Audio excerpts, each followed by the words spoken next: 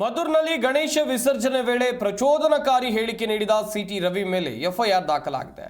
ಅಣ್ಣ ಅಂತ ಕರೆದ್ರೆ ಅಣ್ಣ ಅಂತೀವಿ, ಏನ್ಲ ಅಂದ್ರೆ ತಲೆ ತೆಗಿತೀವಿ, ತಲೆ ತೆಗೆಯೋಕ್ಕೂ ಗೊತ್ತು ಅನ್ನುವಂಥದ್ದಾಗಿ ದ್ವೇಷ ಭಾಷಣವನ್ನ ಮಾಡಿದ್ರು. ಈ ವಿರುದ್ಧ ಸ್ವಯಂ ಪ್ರೇರಿತ ಪ್ರಕರಣ ದಾಖಲಾಗಿತ್ತು. ಆದರೆ ಇದನ್ನ ಸಮರ್ಥನೆ ಮಾಡಿಕೊಂಡಿರುವಂಥ ಸಿಟಿ ರವಿ ಸತ್ಯ ಹೇಳಿದ್ರೆ ಎಫ್ಐಆರ್ ಹಾಕ್ತಾರೆ, ಆಕ್ಷನ್ಗೆ ರಿಯಾಕ್ಷನ್ ಇರುತ್ತೆ ಅಷ್ಟೇ ಅಂತ ಮತ್ತದೇ ಡೈಲಾಗ್ ಹೇಳಿದ್ದಾರೆ. ಇತ್ತ ಸಿಎಂ ಸಿದ್ದರಾಮಯ್ಯ ಅಶೋಕ್ ವಿರುದ್ಧ ಕಿಡಿಕಾರಿದ್ರು. ಅವರು ಬಾಯಿಗೆ ಬಂದಾಗ ಮಾತಾಡಿದ್ರೆ ಕ್ರಿಮಿನಲ್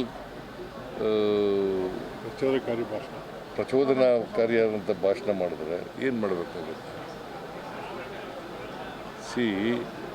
ನೆಮ್ಮದಿ ಶಾಂತಿಯನ್ನು ಕಾಪಾಡ್ತಕ್ಕಂಥದ್ದು ಅತ್ಯಂತ ಅವಶ್ಯ ಅಲ್ವಾ? ಕಾಪಾಡಲಿಕ್ಕೋಸ್ಕರವಾಗಿ ಪ್ರಚೋದನಕಾರಿ ಭಾಷಣ ಯಾರು ಮಾಡ್ತಾರೆ ಅವ್ರ ಮೇಲೆ ಕ್ರಮ ತಗೊಳ್ತೀವಿ. ಈಗ ಸತ್ಯ ಹೇಳಿದ್ದಕ್ಕೆ ಎಫ್ಐಆರ್ ಹಾಕ್ತಾರೆ ಅಂತಂದರೆ ಸತ್ಯ ಹೇಳೋದು ನಿಲ್ಸೋಕ್ಕಾಗತ್ತಾ? ನಾನೇನು ಹೇಳಿದ್ದೀನಿ, ನೀವು ಕಲ್ಲು ಹೊಡೆದ್ರೆ ಸಹಿಸ್ಕೊಳ್ಬೇಕಾ? ಅವ್ರು ಕಲ್ಲು ಹೊಡೆದ್ರೆ ಗಣಪತಿ ಮೆರವಣಿಗೆ ಕಲ್ಲು ಹೊಡೆದು ಸಹಿಸ್ಕೋಬೇಕಾ? ಅವ್ರ ಬಗ್ಗೆನೂ ಹಂಗೆ ಮಾಡೋದು ಸಹಿಸ್ಕೋತಾರೆ ಅವರು? ಅವರ ದೇವ್ರ ಬಗ್ಗೆ ಹಾಗೆ ಮಾಡಿದ್ರೆ ಅವ್ರು ಸಹಿಸ್ಕೋತಾರ? ಸಹಿಸ್ಕೊಳ್ತೀವಿ ಅಂತ ಹೇಳೋದಾದರೆ ಸಹನೆ ಪಾಠ ನಮಗೂ ಹೇಳಿ, ಆ್ಯಕ್ಷನಿಗೆ ರಿಯಾಕ್ಷನ್ ಇರುತ್ತೆ ಅಂತ ಹೇಳಿದ್ದಾನೆ. ಅದಕ್ಕೆ ಇವತ್ತಿಗೂ ಬದ್ಧ ನಾನು.